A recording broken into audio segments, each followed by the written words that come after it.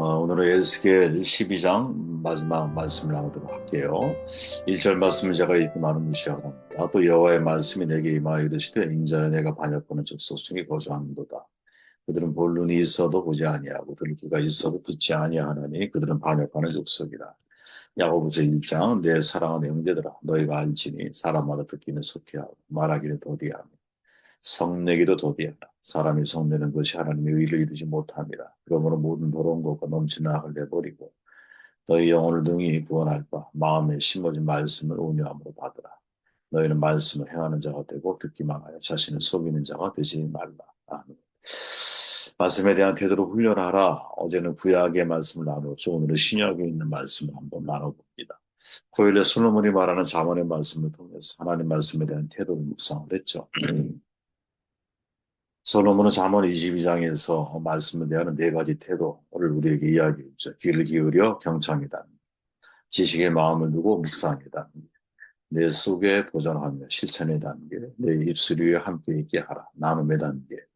어, 제가 그냥 정돈해 본 거예요. 야, 우리가 하나님 말씀을 들을 때 일단 잘 귀를 기울여 들어야 되고 그 마음에 묵상하는 이제 소화시키는 과정이죠. 묵상하는 단계를 거쳐야 되고 깨닫게 하신 말씀을 실천해야 돼요. 더 나아가서 나눔의 단계까지 가야 된다. 라고 이제 우리는 해석할 수 있지 않을까 이런 생각을 해봅니다. 오늘의 관심은 신약이죠. 왜 신약에서 야고보가 중요할까? 신약의 야고보는 말씀을 단지 듣는 차원을 넘어 행함의 단계까지 강조하고 있는 아주 중요한 사도이죠.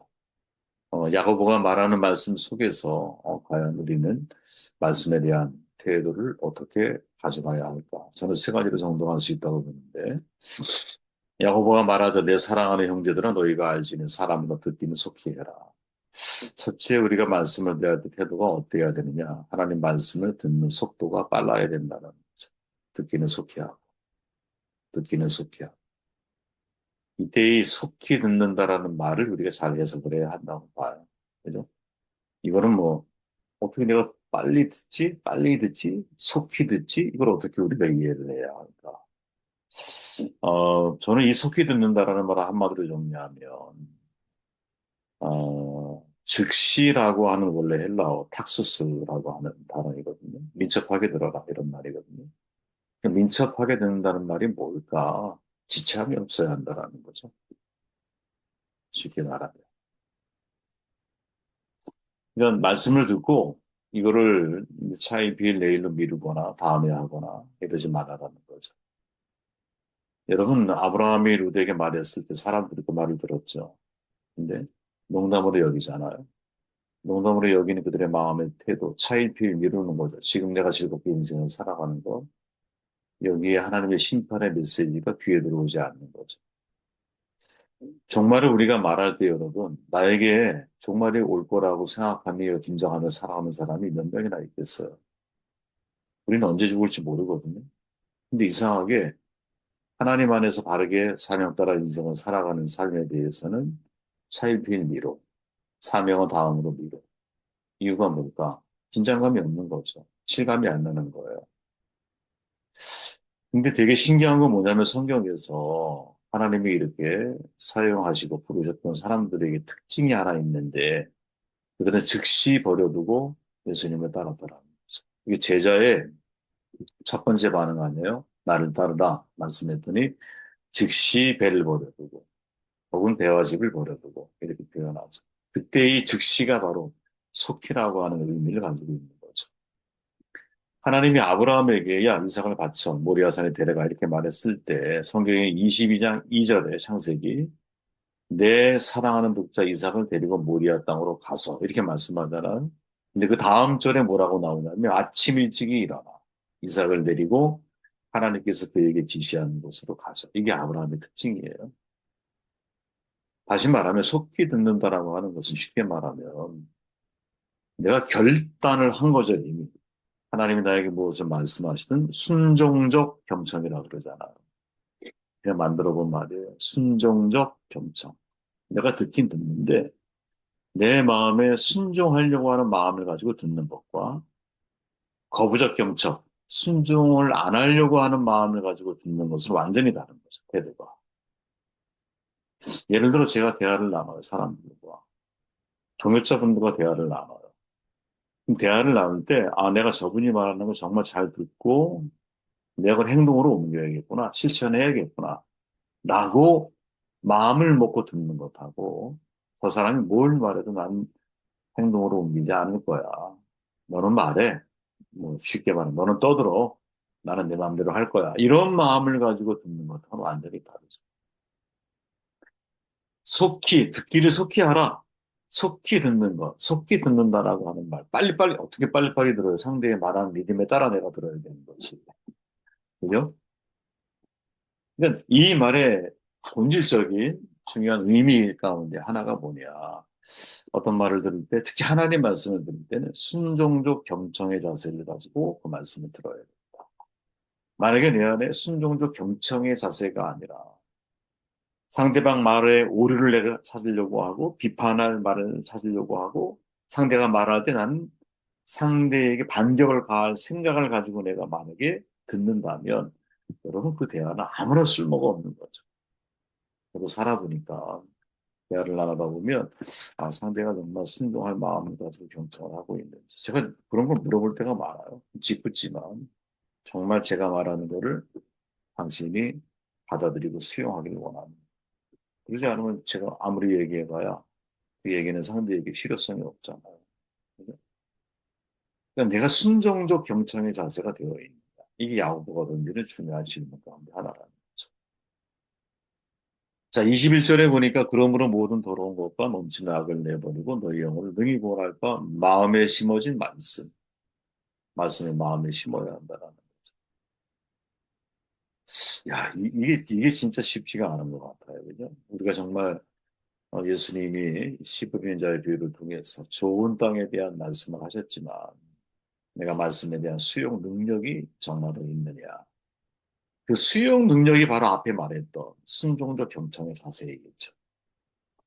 순종적 경청의 자세를 가지고 있는 사람에게 나타나는 현상이 뭐냐. 성령께서 그 말씀을 마음에 기록하게 하시는 거예요. 심중에 새기는 거야.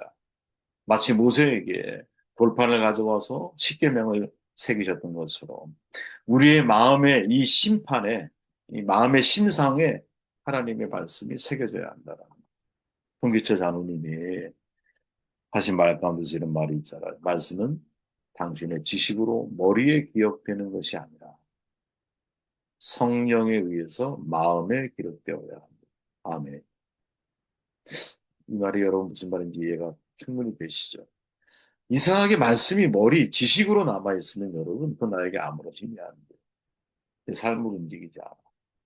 근데 그 말씀이 성령의 감동과 역사를 통해서 내 마음에 새겨지기 시작할 때, 내 마음에 스며든 거죠.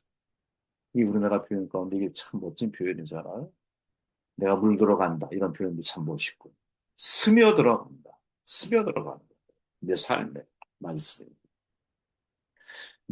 하나님의 말씀이 내 마음 가운데 스며들어가기 시작하면서 나타나는 행동들이 뭐냐? 그게 행함이고 실천이고 또 그 결과 맺어져 가는 모습이 우리가 예수 그리스도를 닮아가는 삶의 모습이 내 안에 나타나는 거죠. 여러분, 바울의 평생의 소원이 빌립보서 이렇게 말하잖아요. 나의 간절한 기대와 소망을 따라 아무 일에든지 부끄럽지 아니하고 우리 정과 지지로 온전히 담대하여 살든지 죽든지 내 몸에 그리스도가 존귀히 되게 하려 하나니 이는 내게 사는 것이 그리스도니 죽는 것도 유익합니다. 평생 바울의 소원인 거죠. 하나님이 내 안에서 존귀하게 나타나는 존귀하게 예수 그리스도의 형상이 드러나게 하는 것. 아, 이게 우리의 평생의 꿈이 소원이 되어야 되지 않을까요? 그러려면 순종적 경청의 자세를 넘어서서 마음에 심겨진 말씀, 말씀이 내 마음에 심겨지기 위해서 말씀이 내 안에 스며들어가는 과정들을 반드시 거쳐야 한다. 우리의 인생, 살아가는 이유가 뭘까요?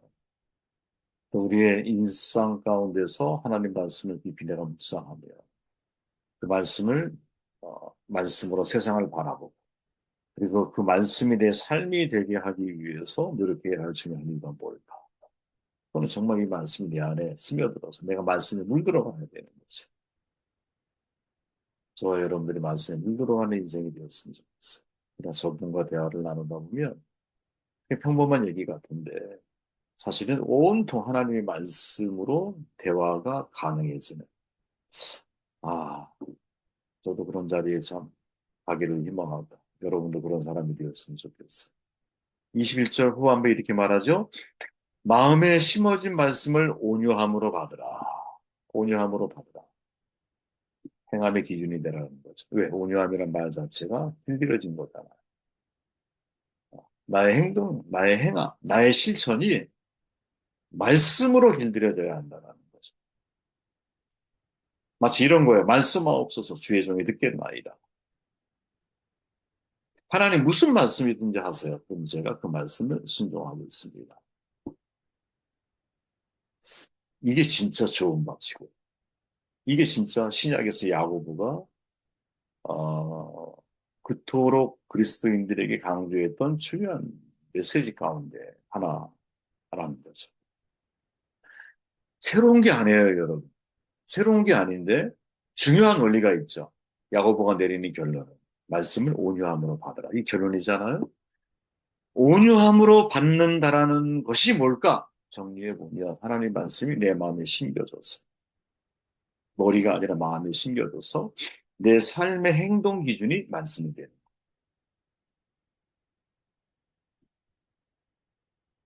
나의 행동의 기준이 말씀이 돼요.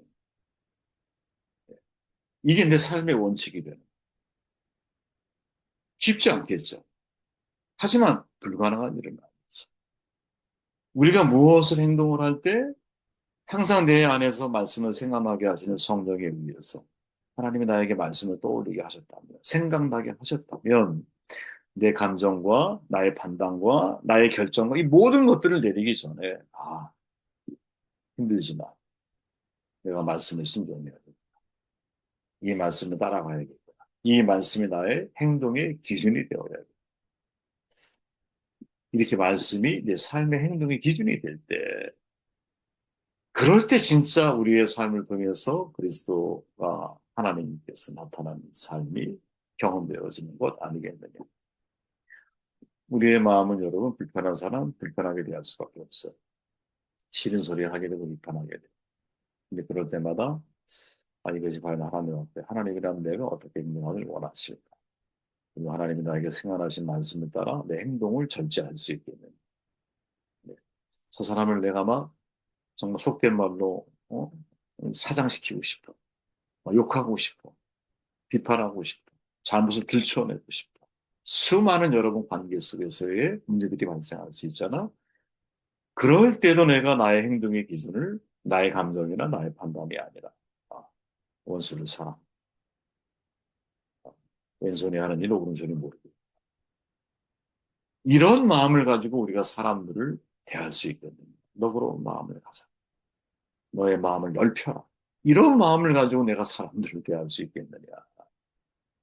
어렵죠. 하지만 노력하는 저와 여러분들이 되시길 바랍니다. 그 노력 자체에, 즉, 내가 행함의 기준을 말씀으로 두려고 하는 그 삶의 태도 자체에 우리가 하나님의 말씀의 무게감을 인정하는 나의 신앙의 무게가 달려있다. 라는 말씀을 나눕니다.